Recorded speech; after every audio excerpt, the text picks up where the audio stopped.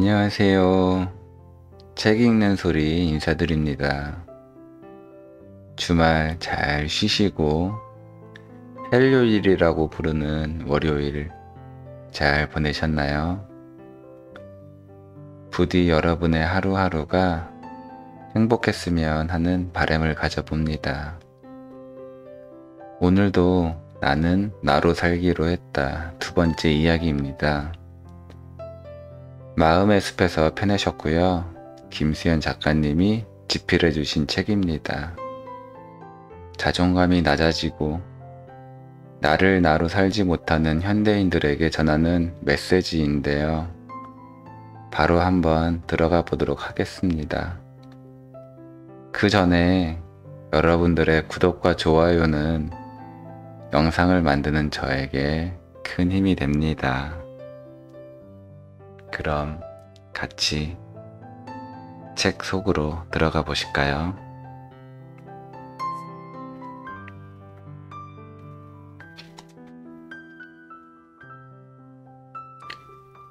나다운 삶을 찾을 것. 드라마 속 남자 주인공이 너답지 않게 왜 이래? 라고 말하면 여자 주인공은 토끼 눈을 하고 이렇게 대답한다. 나다운 게 뭔데? 그러게나 말이다. 나답게 살아야 한다는 건 익히 들어 알겠는데 나다운 게 뭔지 도통 알 수가 없다. 왜 우리는 나다운 게 무엇인지 잘 알지 못할까? 심리학자 제임스 마샷은 자아 정체성의 성취 정도에 따라 정체성을 4가지 유형으로 구분했다. 그 4가지 유형은 성취, 탐색, 폐쇄, 혼미, 정체성인데 연구에 따르면 한국에 있는 대다수가 낮은 정체성 지위인 폐쇄 지위 74.4%에 놓여 있었다. 폐쇄 지위란 기존의 사회 가치 체계를 그대로 순응하고 전념한 유형인데 이론에 따르면 이 지위가 낮은 정체성에 있는 이유는 위기의 부재에 있다. 인생에 위기가 없었다니 뭔 소리인가 싶을 수도 있지만 여기서 말하는 위기란 보이스피싱을 당하거나 소개팅녀 앞에서 카드 승인이 떨어지지 않는 일이 아니라 목표, 가치, 신념에 대하여 자문하며 투쟁한 적이 없음을 의미한다. 그렇다면 왜 우리는 투쟁하지 못했을까? 이는 자신에 대한 탐색과 자문의 과정을 권하지 않는 사회 문화에서 시작됐다. 과거 우리의 핵심 도덕이었던 유교에서 개인은 주변 환경과 관계 속에 상호 의존적인 존재였다. 개인의 정체성은 역할에 따라 결정되었고 자문과 탐색보다는 주어진 역할의 도리를 배우고 실천하는 것이 중요했다. 사회가 요구하는 인간상에 맞추는 것을 아름다운 삶이라 여긴 것이다. 그렇기에 우리는 자신만의 삶의 방식과 철학을 세우며 사는 것이 아니라 사회와 부모가 요구하는 기준에 맞춰 사는 것에 더 익숙하다. 그 결과 많은 이들이 자신의 신념과 철학은커녕 자신에 대한 윤곽선도 그려내지 못하고 자소서 대신 자소서를 쓰게 된다. 그리고 이 상황을 끝까지 해결하지 못하는 보다 결정적인 문제는 지독한 의존심에 있다. 어린 시절, 너는 아직 어리기 때문에 어른을 따라야 한다 는 말은 아이가 나약하고 열등한 존재임을 각성시켰다. 많은 부모는 아이의 나약함과 열등함을 이유로 자율성을 허락하지 않으며 아이가 어른이 되는 과정을 빼앗았다. 과정 없이 어른이라는 결과만 남은 이들은 스스로 판단하고 결정 내리는 것을 두려워하기에 나이를 먹어서도 멘토를 찾아다닌다. 그러나 해민 스님도 한비야도 당신이 어떤 사람인지 알려주지 못한다. 나답게 산다는 것은 경험과 탐색 속에서 스스로 판단하고 스스로 결정하는 법을 익히는 일이다. 프리랜서가 된다고 해서 나다운 것이 아니고 특이한 취향을 가졌다고 해서 나다운 것이 아니라 자신에 대한 이해를 바탕으로 스스로 판단하고 결정하며 삶을 이꾸는 것이 나다운 삶이다. 그 시작을 위해선 당신 자신에게 관심을 기울여야 한다. 당신에 대한 글을 써보는 것도 좋은 방법이다. 자신에게 관심을 기울이며 나는 지금까지 어떻게 살아왔는지, 어떤 가치를 실현하며 살고 싶은지, 무엇에 행복해지는 사람인지, 나는 남과 어떻게 다른지 자기 감각을 찾자. 물론 많은 양의 지성과 노력이 필요할 것이다. 의존심을 버린다는 게 두려울 수도 있다. 그러나 그 고민과 위기의 순간을 지났을 때 비로소 스스로가 신뢰하고 존중할 수 있는 나다운 삶이 시작될 것이다.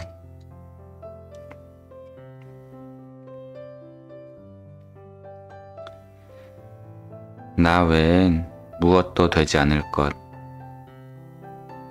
초등학교 2학년 때 장래 희망을 말하는 시간이 있었다.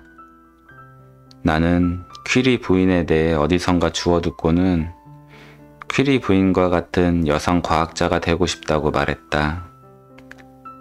설상 나는 정자와 난자 시절부터 과학자와는 거리가 멀게 태어난 사람이지만 초등학교 2학년의 나는 그런 공수표를 남발해도 괜찮았다.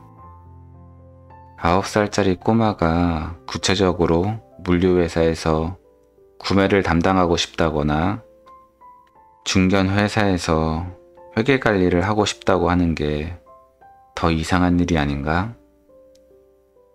그런데 문제는 나이를 먹어서도 우리의 꿈이 무엇을 할 것인가가 아니라 무엇이 될 것인가에 머물러 있을 때 발생한다. 예전에 한 피부과 의사와 대화를 나눈 적이 있다. 그는 서울에 있는 의대를 나와 강남에서 피부과 전문의를 하고 있었다. 그런데 대화를 나누는 동안 의사가 아닌 한 개인으로서 그에게 어떤 개성이나 철학도 느끼지 못했고 오히려 성장하지 못한 아이 같다는 느낌을 받았다. 문득 그에게 지금 행복하냐는 질문을 했다. 그러자 그는 1초의 망설임도 없이 아니 라고 답했다. 남들이 보기엔 그럴듯한 직업을 가졌다고 할 수 있겠지만 더 좋은 학벌에 더 큰 병원에서 일하지 못하는 것을 아쉬워할 뿐이었다. 많은 책에서 사회에서 인정받는 직업을 가진 이들이 실제로는 행복하지 않는 경우가 많다더니 그가 그런 사람이었다. 열심히 공부하는 것에 매달려 청소년기를 보냈던 그는 의대에 갈 수 있어서 의대에 갔다고 한다. 다른 생각을 할 여유는 없었고 대학에 가서도 빡빡한 의과 공부와 인턴을 거쳐 지금에 이르렀다. 그런데 그는 왜 행복하지 않을까? 그는 사회적 지위와 경제적 안정, 주변 사람들의 인정을 쫓으며 자신의 내면을 바라보지 못했고 그것은 그의 내면을 공허하게 만들었다. 그런 그에게 중요했던 건 의사가 되는 것이었다. 자신의 공허한 내면과 희미한 정체성을 채우기 위해 의사라는 직업적 정체성에 기댄 것이다. 그런데 그는 여전히 행복하지 않았다. 의사가 되면 해결될 거라 여겼지만 더 큰 병원과 더 높은 연봉과 더 좋은 배경에 붙잡혀 있을 뿐 텅 빈 내면은 어떤 외적 가치로도 채워질 수 없었다. 물론 한 개인에게 직업은 단순히 돈벌이만을 의미하지 않는다. 하지만 직업이란 보다 자기다워지는 일이지 없는 자아를 창조하는 일은 아니다. 시작이 되는 눈 뭉치가 있어야 눈덩이를 굴릴 수 있다. 내면을 돌보지 못한 채 외면의 가치만을 쫓는 한 언제나 비교 속에서 살 뿐 결코 진짜 행복과 자존에는 닿을 수 없으니 우리에게 절실한 건 우리를 증명할 명함이 아니라 누구에게도 증명할 필요 없는 나 자신이 되는 것이다. 문제를 안고도 살아가는 법을 배울 것. 살다 보면 원치 않는 일들이 일상 위로 투하될 때가 있다. 그리고 어떤 이들은 딱히 해결책이 존재하지도 않는다. 다시 되돌릴 수 없는 일, 과거의 실수가 현재의 발목을 붙잡는 일, 오랜 시간을 돌며 그때그때 덧나지 않도록 관리해야 하는 일, 그런 일들이 들어닥칠 때 손상된 삶 따위는 내팽개치고 싶다는 생각이 든다. 인생도 닌텐도 게임처럼 리셋하고 다시 시작할 수 있다면 얼마나 좋을까? 이번 생은 망한 것 같으니 죽은 듯이 살아가야 할까? 내게도 그런 순간이 있었다. 하지만 그런 생각을 하다가도 끝에는 그래도 나는 살아가고 싶다는 결론에 닿았다. 몇 가지 사건들로 내 삶 전체를 포기하는 건 너무 억울했고 남들이 보기엔 내 삶이 별거 아닐지라도 내겐 전부이므로 드라마 또 오해영에서 혜영의 말처럼 나는 여전히 내가 애틋했고 내가 잘 되길 바랐다. 당신도 그럴 수 있다. 너무 지쳐서 나 자신이 지긋지긋해서 감당하기 힘들어서 그런 나 자신을 내팽개치고 싶을 수 있다. 하지만 내가 아닌 누구도 내 삶을 대신 돌봐주지 않는다. 상처가 생겼다는 이유로, 마음에 차지 않는다는 이유로 누구의 돌봄도 받지 못한 채 내 삶이 홀로 울고 있다면 그건 너무 미안하지 않은가? 그러니 살다가 어떤 불행을 마주한다 해도 충분히 슬퍼하고 괴로워했다면 그 원치 않는 사실과도 함께 살아가는 방식을 익히자.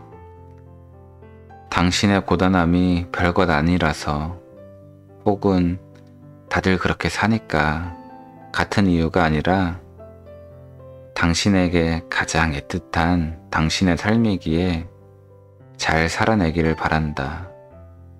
진심으로. 작가님이 이런 글을 남겨놓으셨어요. 누구도 어찌할 수 없는 부분까지 염려하며 완벽한 안전을 얻고자 하는 건 멸균 공간에서 냉장되어 살아가길 바라는 것과 같다. 삶의 안정감은 불확실을 완벽하게 제거해서 얻어지는 게 아니라 불확실과 맞서며 얻어진다. 오늘도 불확실과 염려 속에서 고분분투하신 여러분 정말 고생 많으셨습니다. 이 저녁 시간 힐링 속에 평안하신 시간이 되셨기를 희망해 봅니다. 그럼 여러분 편안한 저녁 시간 되세요.